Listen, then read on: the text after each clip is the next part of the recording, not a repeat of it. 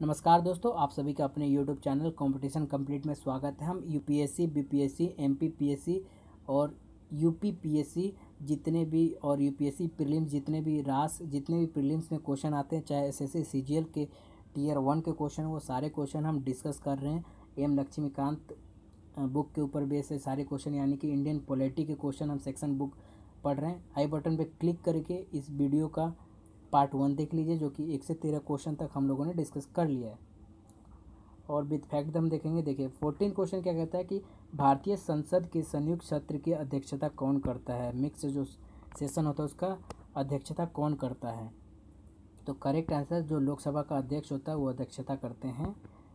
15th question है इसका, राज्यसभा द्वारा संविधान के अनुच्छेद 249 के अंतर्गत पारित संकल्प जिसके द्वारा संसद को राज्य सूची के विषय पर राष्ट्रीय हित में विधि निर्मित करने का अधिकार दिया गया हो, वो प्रवृत्त रहेगा।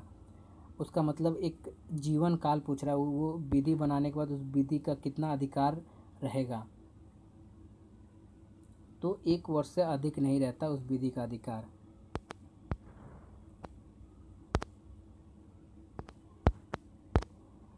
लोकसभा का कोरम कुल सदस्य संख्या कितना होता है। देखिए कोरम की बात कर रहा है तो कोरम कितना होता है लोकसभा का, तो वो होता है 1/5 नहीं होता, 1/10 होता है, यानी कि करेक्ट आंसर इसका सी है। अगला क्वेश्चन काफ़ी इंटरेस्टिंग है, जो कि गुजरात पब्लिक सर्विस कमीशन में पूछा गया है। छत्तीसगढ़ पब्लिक सर्विस कमीशन पूछा गया कि राज्य विधानसभाओं में आंग्ल भारतीय यानी कि जो एंग्लो इंडियन के समुदाय है के लिए प्रतिनिधित्व का प्रावधान संविधान के किस अनुच्छेद में दिए गए, यानी इनके बारे में किस अनुच्छेद में कहा गया कि राष्ट्रपति इनको लोकसभा राज्यसभा में लोकसभा में नियुक्त करेगा। तो किस आर्टिकल में बात की गई है, तो ये बात की गई है आर्टिकल 333 के अंदर। और SC/ST का जो रिजर्वेशन की बात की गई है 331 के अंदर बात की गई है। ठीक, इसका जो करेक्ट आंसर है वो है आंसर डी। अगला क्वेश्चन देखते हैं, मंत्रिपरिषद सामूहिक रूप से किसके लिए उत्तरदायित्व है। मंत्रिपरिषद किसको उत्तर देगा कुछ होने पे, तो उसका जो आंसर है लोकसभा को उत्तर देता है, कि वो लोकसभा का सदस्य भी होता है। भारतीय संसद के कामकाज में शून्यकाल का क्या अर्थ है। देखिए शून्यकाल का अर्थ पूछा है, पार्लियामेंट अगर आपने पढ़ा होगा तो शून्यकाल और बहुत सारे सेशंस होते हैं, उनके जो टेक्निकल मीनिंग होते हैं उनका क्या मतलब है।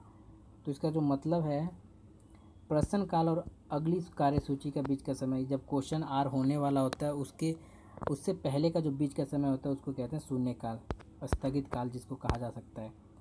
20वां जो क्वेश्चन है, निम्नलिखित में से कौन लोकसभा सत्र का अवशासन करने के लिए प्राधिकृत है, यानी कि अवशासन कौन करेगा। तो करेक्ट आंसर है इसका राष्ट्रपति करते हैं। PIL का फुल फॉर्म बताइए, पब्लिक इंटरेस्ट लिटिगेशन। तो पब्लिक इंटरेस्ट लिटिगेशन आंसर 1 है। भारतीय संविधान का अंतिम व्याख्या कौन करता है, यानी कि भारतीय संविधान को एक्सप्लेन लास्ट एकदम अंत में कौन करता है, कहाँ तक, तो वो सर्वोच्च न्यायालय करता है, यानी कि जो हमारा सुप्रीम कोर्ट होता है। राइट, नेक्स्ट क्वेश्चन की तरफ बढ़ते हैं कि चुनाव आयोग किस अनुच्छेद के अंतर्गत स्थापित किया गया। चुनाव आयोग किस अनुच्छेद के अंदर, इलेक्शन कमीशन जो है किस अनुच्छेद के अंदर स्थापित किया गया है।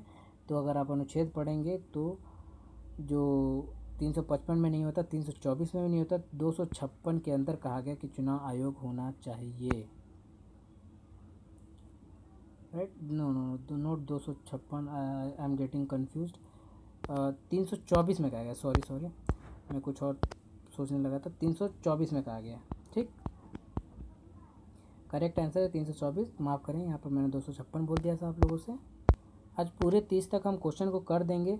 क्वेश्चन नंबर जो 24 है वो क्या कहता है कि सरकारीय आयोग की सिफारिशों का संबंध है। जो सरकारीय कमेटी आई थी उसका क्या सिफारिश थी, तो उसमें ये कहा गया है कि जो केंद्र और राज्यों के बीच संबंधों रिलेशन के बारे में बात की गई थी, यानी करेक्ट आंसर इसका डी है। 25वां जो क्वेश्चन, संविधान के किस संशोधन द्वारा मतदान की आयु 21 वर्ष से घटाकर 18 वर्ष कर दी गई थी। तो बहुत इंपॉर्टेंट क्वेश्चन है, जो राजीव गांधी जब PM थे तो उस समय की गई थी। तो इसका जो करेक्ट आंसर है 61 संशोधन यानी कि जो 61वां कॉन्स्टिट्यूशनल अमेंडमेंट था कब आया था, तो 1986 में आया था ये संशोधन। यहाँ पर आयु को घटा के 21 से 18 कर दी गई थी।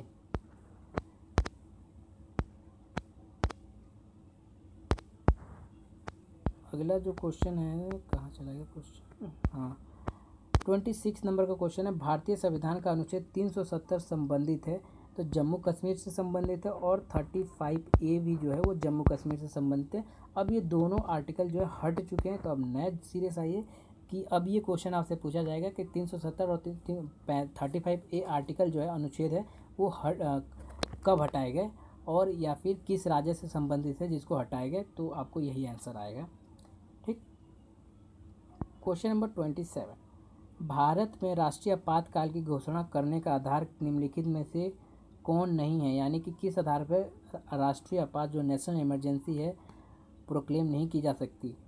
तो देखिए, आंतरिक शांति को खतरा, युद्ध, ब्राह्मण आक्रमण, सशस्त्र विद्रोह, तो इसका जो करेक्ट आंसर है वो आंतरिक शांति को खतरा। अगर इंटरनल डिस्टर्बेंस है तो नहीं की जा सकती नेशनल इमरजेंसी।